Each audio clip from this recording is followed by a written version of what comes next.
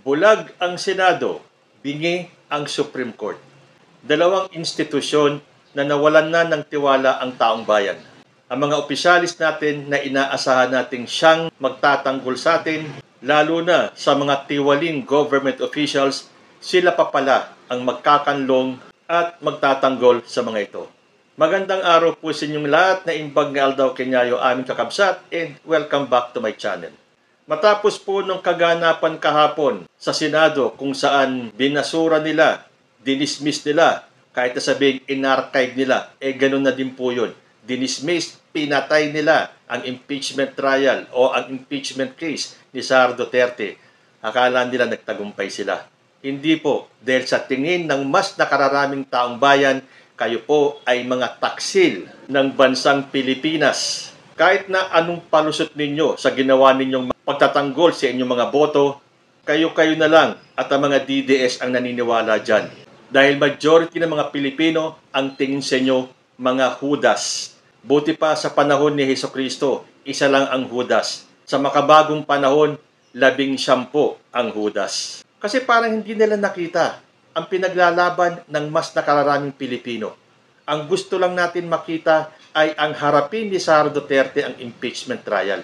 Kung wala siyang kasalanan, kung wala siyang itinatago, wala siyang dapat ikatakot. So ang ibig bang sabihin niyan, lahat ng bumoto na i-archive ang kaso ni Sara Duterte ay naniniwala na okay lang ang magnakaw? Hanggat hindi humaharap si Sara Duterte at ipinapaliwanag ang kanyang side, dahil yun naman ang gusto niya, bloodbath daw. Pinagpipilitan niya na wala siyang kasalanan.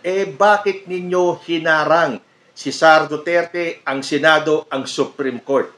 Kung naniniwala kayo na malinis si Sara Duterte, dapat itinuloy ninyo yung impeachment trial na yan. Ganun lang kasimple yun. Kung wala kayong tinatago, lahat kayo, kung wala kayong tinatago, hindi kayo matatakot na harapin ni Sara Duterte ang impeachment trial. Pero sa ginawa nyong yan, kahit na ano pang dahilan ang gawin nyo, kahit na magpalusot kayo, kahit na anong alibay ninyo, hindi kayo paniniwalaan ng majority ng mga Pilipino na ang gusto lamang ay matuloy ang impeachment trial para malinis ni Sara Duterte ang kanyang pangalan. Pero dahil sa ginawa nyong yan, mas lalong tumindi ang duda ng mas nakararaming taong bayan na may kasalanan si Sara Duterte. Lagi ko pong sinasabing mas nakararami. Dahil pag sinabi natin taong bayan, ang daming umaalma.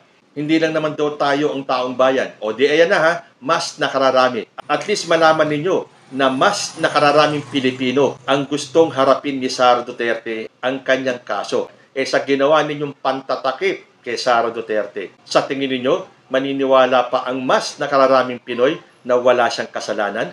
Magbasa nga po tayo ng mga statements ng mga Duterte senators.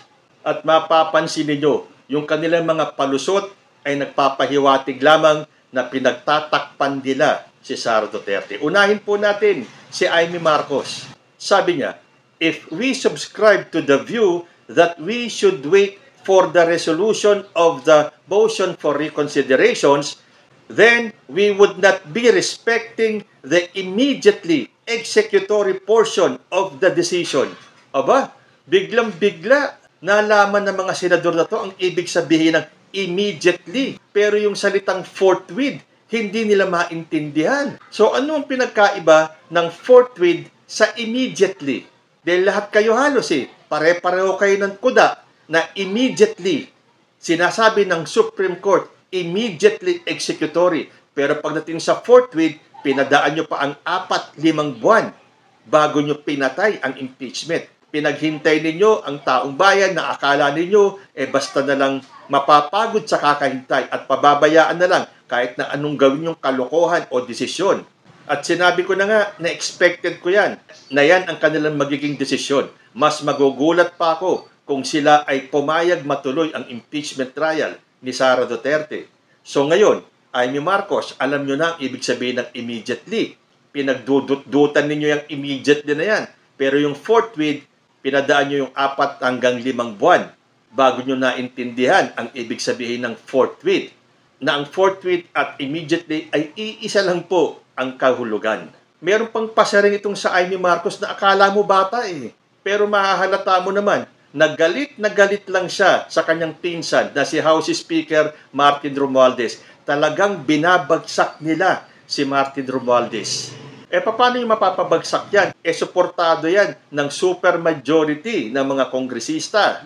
Sabi kasi ni Amy Marcos sa House of Representatives, ano kaya kung yung speaker nyo na lang ang palitan ninyo? Sino ka para pagsabihan ang House of Representatives? Pareho lang kayo ng powers. Co-equal kayo. Sinagot katuloy ng House of Representatives. Sabi dito sa balita, House leaders bumuelta kay Senator Amy, sinabing wala itong karapatan diktahan ang Kamara kung sino ang dapat mamuno. Sabi ni House Senior Deputy Speaker J.J. Suarez na walang karapatan ang Senado na magdikta kung sino ang dapat mamuno sa Kamara. Sabi naman ni House Deputy Speaker J. Conggun, dapat pumreno si Senator Marcos sa pagsasalita at may hangganan ang mga pwedeng sabihin sa publiko, lalo na kung nakasisiraan niya ito sa integridad ng ibang institusyon. Akala kasi ni Amy Marcos, yung Senado ang pinakamahusay na institusyon sa atin. Walang-wala, bagsak na nga ang inyong trust rating . Akala ninyo, mas mataas kayo sa House, magkapareho lang kayo ng powers. Paano kaya kung sabihan naman kayo ng mga House of Representatives na palitan nyo na ang Senate President nyo na si Chis Escudero? Hindi ka kaya umalma? Alibay naman ni Senator Erwin Tulfo. Bumoto po ako ng yes sa motion na sumasang-ayon sa desisyon ng Korte Suprema sa impeachment case laban kay Vice President Duterte. Ito po ay hindi sa gusto kong iligtas ang Vice Presidente, kundi dahil malinaw ang sinasabi ng ating batas. At mas malinaw pa ang desisyon ng Korte Suprema na ito po ay labag sa konstitusyon. Ano ang labag sa konstitusyon? Yung ginawa nilang pagdagdag ng 7 bagong regulasyon at panuntunan, tapos sasabihin, hindi sinunod ng House of Representatives. Paano susundin ng Kamara kung non-existent pa yun nung time ng pag-file ng impeachment complaint? Ito yung sinasabi ko sa inyo . Pagtatakpa nila, dededmahin nila yung ginawa ng Supreme Court para lang ma-justify nila kung bakit sila nag-yes. Sasabihin pa ni Erwin Tulfo na hindi sa gusto kong iligtas ang Vice Presidente. 2 bagay lang yan. Gusto nyong ituloy ang impeachment trial or gusto nyong iligtas. Wala nang iba pang dahilan. So wag mo nang isave ang sarili mo, Erwin Tulfo. Yung sinasabi mong malinaw pa ang desisyon ng Korte Suprema, paano naging malinaw yun? Kung right in the middle of the ball game, magpapalit kayo ng rules. Yung ba ang malinaw? Nakita ng mas nakararaming Pilipino ang ginawa ng Supreme Court. Kayo dyan sa Senado, hindi nyo nakita. Basta ang sinasabi nyo, respetuhin ang Korte Suprema. Paano mo re-respetuhin ang Korte Suprema kung sila mismo ang gumagawa ng pagbali sa konstitusyon? Tapos, playing safe ka pa nung sinabi mong, sa totoo lang po, gusto ko siyang humarap sa paglilitis upang maipaliwanag ang mga issue, upang sumagot sa mga tanong ng taong bayan at upang harapin ang pananagutan kung ito ay nararapat dapat. Paano pa siyang sasagot? Pinatay nyo na nga yung impeachment case. Wag nang lumusot, bumoto ka nga ng yes . Alam na alam mo na kapag inarchive yung kasong yan, ay malabo nang mabuksan muli dahil kailangan ng majority ng Senado para mabuksan muli ang kaso. Majority na nga kayong pumatay sa impeachment case . Sasabihin nyo pa na pwede naman buksan muli ang kasong yan? Wag kami, Erwin Tulfo. Dito naman tayo kay Alan Peter Cayetano. Sabi niya, so I was thinking, what if naging masyadong emosyonal yung eleksyon ng huli and 1/3 of members of Congress ay naging anti-administration? At ang kinakaharap natin ngayon ay isang impeachment laban kay President Marcos. At pag siya ay na-impeach, magiging presidente si Vice President Sara. I wonder if all of us in this room and out of this room will still have the same paninindigan. Natural kung yan ay kung si President Bongbong Marcos ang na-impeach, siguradong tutuluyan ninyo. Kasi anti-BBM kayo . Walang comparison, Alan Cayetano. Hindi pwedeng what if dyan sa usapin na yan. Ang subject for impeachment si Sara Duterte. Huwag ka na magpa-what if dyan. Dahil kung si President Bongbong Marcos ang nandyan sa kalagayan ni Sara, sigurado itutuloy ninyo ang trial. Ito talaga mga senador na to, mga palusot ninyo, halatang halata. Buti pa si Senator Tito Soto. Walang patumpik-tumpik, walang paasa-asa. Sabi niya, I know for a fact, once it is archived, it is dead. May God have mercy on your decision. Tama yan. Ipasa Diyos po natin lahat dahil siya ang nakakaalam sa lahat ng ito. At ang parusang aabutin nitong mga senador na to, na halatang halata na hindi sila para sa taong bayan. Sila ay naglilingkod lamang sa kapritsyo ng isang Sara Duterte. Puntaan naman natin si Senator Robin Padilla. Sabi niya, oo, political ang impeachment, pero hindi kailanman dapat masagasaan nito ang karapatan ng tao at kailangan dumaan sa tamang proseso at yan po ang ipinaglalaban natin. Pagkatapos po nating marinig ang bawat punto ng bawat isa, sana po matapos na po ito at harapin na po natin ang mga tunay na problema ng bayan. Doon po sa mga nagsasabi, bakit puro impeachment na lang ang inaatupag ng Senado at ng House? Maraming problema ang taong bayan at ang Pilipinas. Isa nga sa problema, si Sara Duterte. May trabaho ang House of Representatives at ang Senate. Ang House to initiate the impeachment, ang Senado to try and decide. Wala pong to dismiss or to archive.